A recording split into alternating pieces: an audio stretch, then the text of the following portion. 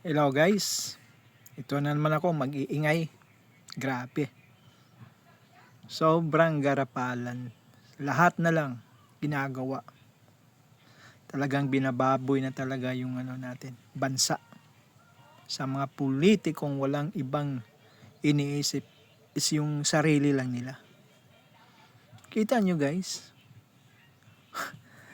sa GAA, budget ng 2025, sila lang ang gumawa.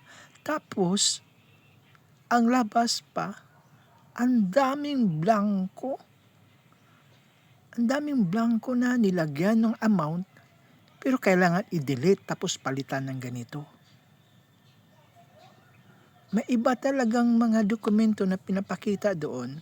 Sa nakita ko lang video, na latest na video, na ibinunyag ni former President Duterte. Grabe guys. Ganito na ba talaga ka?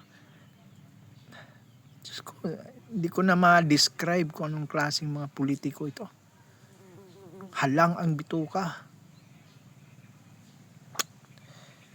Kaya guys, talaga naman, kayo na lang talaga maghusga. Parang ako, nakaka-stress isipin talaga, nakaka-stress.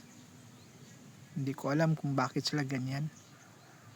Wala silang pakialam sa bansa natin. Wala silang pakialam sa bawat Pilipino. Bawat buhay ng isang Pilipino. Wala. Nakakagalit. Nakakagalit na talaga. Ay, Diyos ko po. Kayo na lang po ang Kayo na lang pong maghusga. Isa din na issue or bagay na nakakapagtataka talaga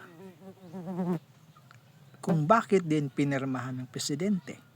Imposible naman na hindi niya basahin yun. Di ba? Nakikita blanco.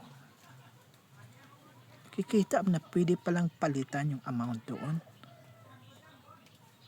Pwede palang kung ano-ano lang amount ang pwede kasi blanco.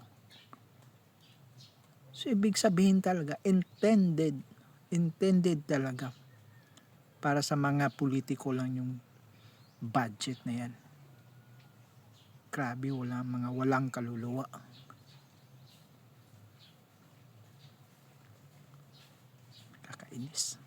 Kakainis talaga.